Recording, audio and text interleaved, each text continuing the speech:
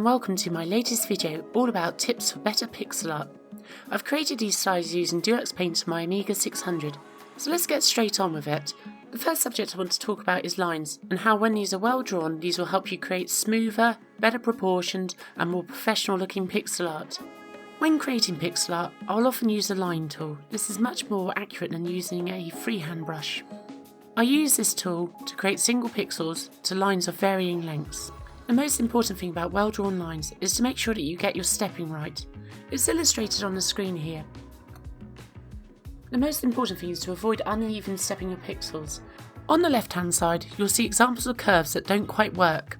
This is because the stepping is uneven. So for example, in the very first example on the left, you'll find that it goes along 2 pixels and then it moves up and it just goes across 1 pixel, but then reverts back to 2 pixels across in the next line up and then jumps back to 1 pixel. It just doesn't look smooth. On the right hand side to that, you'll see a much smoother example where basically for the first and second steps that it goes up, it remains 2 pixels across in a constant fashion, and then on the third and fourth pixels that go up, it's just a single pixel. Even something as simple as this looks much smoother when actually drawn with even stepping. The following examples only emphasise this further. On the second row you can see how the first step is basically 2 pixels across, followed by 3 pixels across, then back to 2, then back to 3, and then worse still, it's got a single pixel on that very last step. So it's much better to look at how you can actually smooth this out into one smooth curve.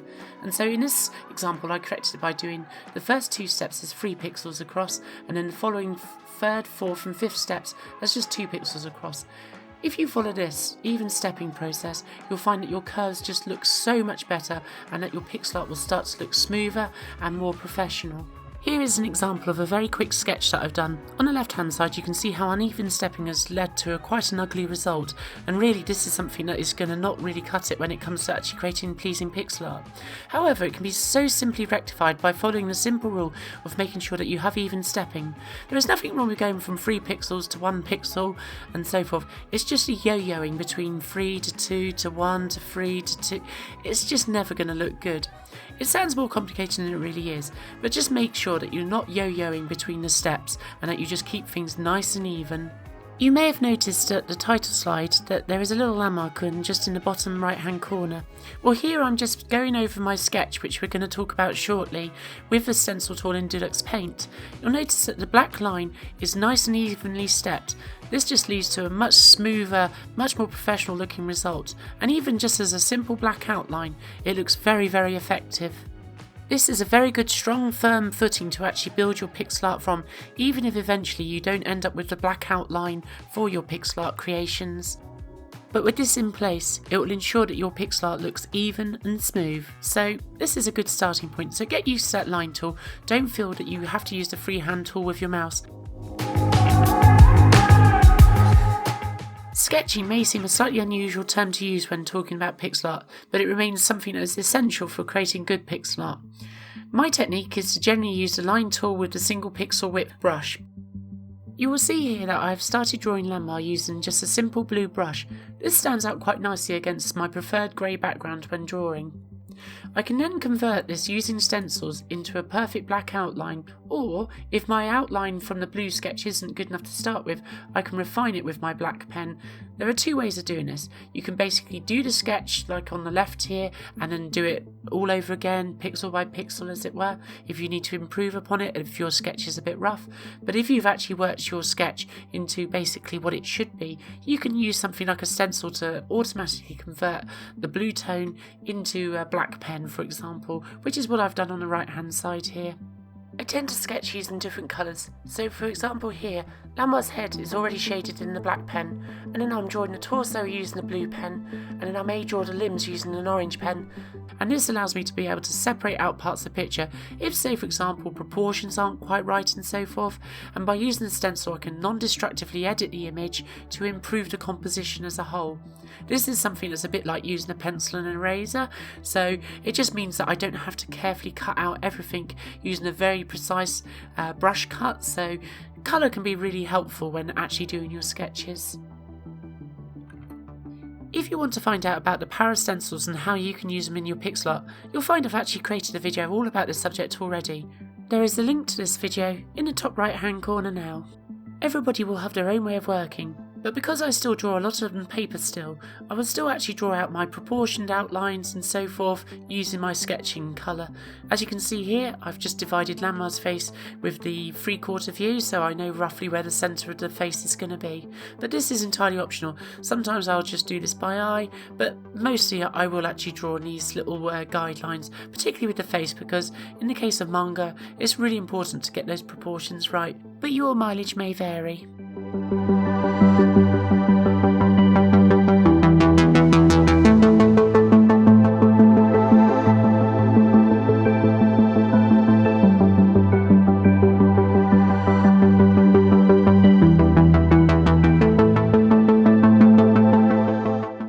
The next subject I want to talk about is anti-aliasing. This could be a topic all in itself for a video, and one day I probably will put one together. But essentially anti-aliasing is allowing you to create smoother lines and details through the use of adjacent pixels that merge the contrast of the colour change. So in effect, this is a way of having a limited resolution but making those edges look much softer and much more well blended. In some respects, it can be used to make strokes look much more naturalistic. One of the misconceptions about anti-aliasing is that you need to have a whole load of tones, like a whole batch of greys in your palette to be able to do it effectively. This isn't the case, as shown here. On the left is just a simple un-anti-aliased line with 3 colours, and what we can do is by adding a tone that is just going to sit between the tones of the line and also the shade that we're merging into, we can actually just make that look a heck of a lot softer. So by adding the extra colour, taking us up to 4 colours, just by adding a little pixel to the right of the mauve line, so basically we've got 1 pixel in the mauve, 1 pixel in the slightly lighter mauve, we can actually make that transition just look a lot softer, and it's quite an economical way of actually creating a smoother line.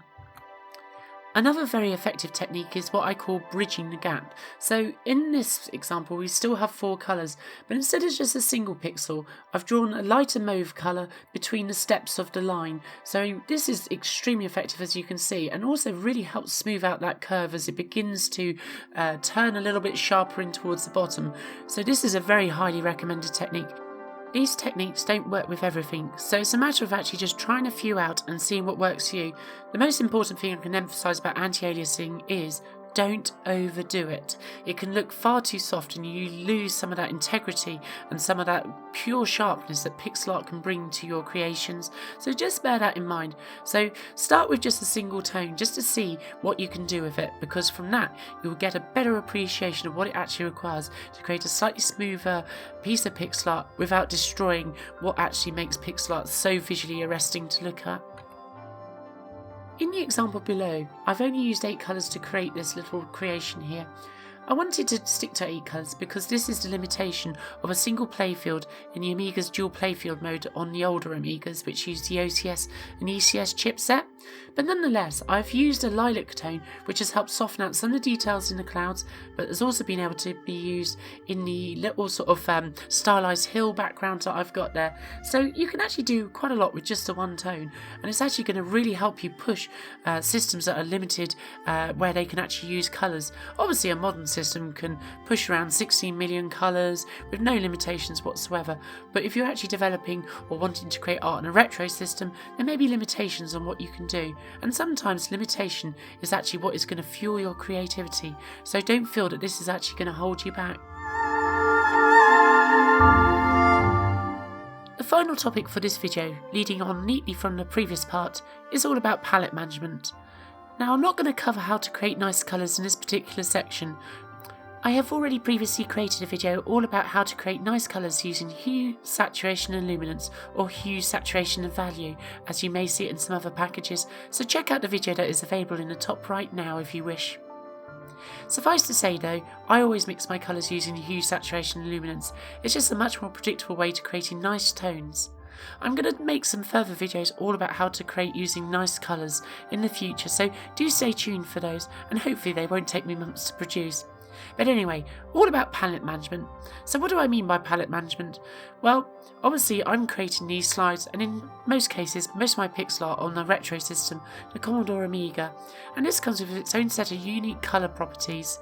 For example, unlike a modern system, I don't have 16 million colours at my disposal, and not only that, I can only show about 32 colours on screen at once. There are a few trick modes on the Amiga, but most retro systems will have some unique properties around the limitations of their colour display. So I have to choose my colours carefully, and to do this I need to manage my palette carefully. It all depends what you're creating for. So for example, if it's a static piece of art or animation, on your Amiga you've pretty much got 32 colours as your potential palette. However, if you're creating things like sprites, you may be limited to as little as 4 colours. It all just depends on what system you're trying to target. Of course, if you're creating pixel art on a modern PC or Macintosh for example, the sky's the limit. So what you'll see here is a finished example of my pixel art which I created recently. This is a 32 colour Amiga low resolution image, and at first glance it may not be obvious where the separation lies, but what I have actually done is drawn the characters which are in the foreground in the first 16 colours of the screen, and the background using the second 16 colours available in the Amiga's low resolution mode. I can demonstrate this by actually showing you these separately. So here we can see the characters with the background completely blanked out, and on the right hand side you'll see that the palette clearly shows that the second set of 16 colours are all set to the beige colour, and you'll see that there is a beautiful cutout where the background would otherwise be. So it may not be obvious to start with, but that is clearly what has happened. The characters are drawn in the first 16 colours of the image. Then, if I show you the second image here, you'll see that there's a very neat silhouette where the characters once were, because the background is drawn indeed with the last 16 colours of the palette. You can see this clearly because the first 16 colours are now all set to beige.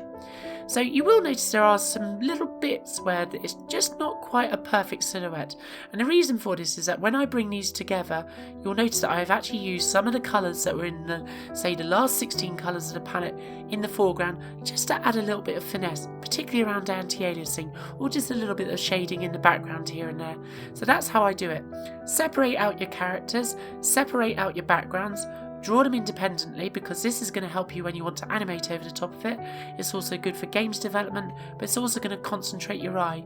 However, sometimes you'll find that if you want to use a 16 colour image and you're really struggling to separate it down so that the characters in the first 8 and that the background's in the last 8, that you need to draw the whole 16 colours.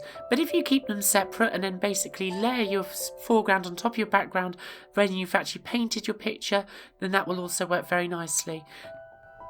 The key part is divvying up your palette into its respective components, so you have your colours for your sprites, colours for your backgrounds, and other assets that you may have in your creation. Of course, obviously if you're just doing a straightforward bitmap like I've drawn here, then there probably isn't going to be the same colour limitations, but every system that you want to produce for is going to have its own set of unique requirements which you'll need to be conscious of. So just think ahead before you start out what you're going to have to allocate and where it's going to need to be allocated to. To wrap up this video, I've got a nice little speed draw for you which actually shows all the techniques that we've talked about in this video, which have been how to draw better lines, sketching effectively with pixel art, how to create better anti-aliasing, and how to manage your palette better. So in the following example, as we've used throughout this video, I'm going to focus on the landmark here. So what we'll see to start with is the initial sketch being drawn, and I'm going to use various pen colours to separate parts of the body out from the face and so forth, and then I'll eventually move on to basic shading and then some anti-aliasing and refining the whole colour, and at the very end of the video you will see how I've merged this onto a pre-drawn background that I drew using another set of 16 colours. So this is a 32 coloured image that you'll see, and through careful palette management it almost seems like there's actually more colours on screen. So sit back, relax and enjoy!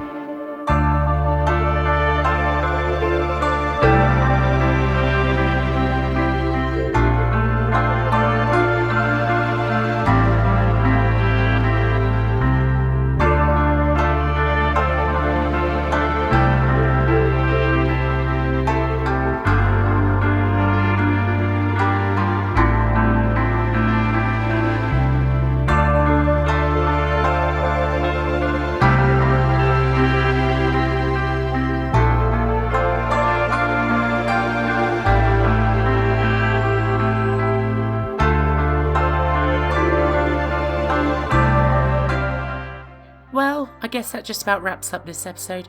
Thank you so much for listening. I really hope you found it useful. And if you have any questions, do always leave a comment below. I'll endeavour to get back to you as soon as possible. Or you can follow me at LaPixelVixen on Twitter, where I'm always available to try and help you with your creations. I also want to mention the fact that I'm now on Patreon. The simple reason for this is that I want to spend more time being able to create videos like this one. Obviously, there is no expectation on you for this. Everybody has their own budgets. But if you are able to support me, I'd be ever so grateful. You'll find the links in the description below. So I want to give out a massive thank you to my very first Patreons. They are 10-Minute Amiga Retrocast and Joss Datey. Thank you so much for your support, guys. It means the world to me. So thank you for watching. It's been really great to get back to these videos again. So all remains for me to say is, see you soon. Bye!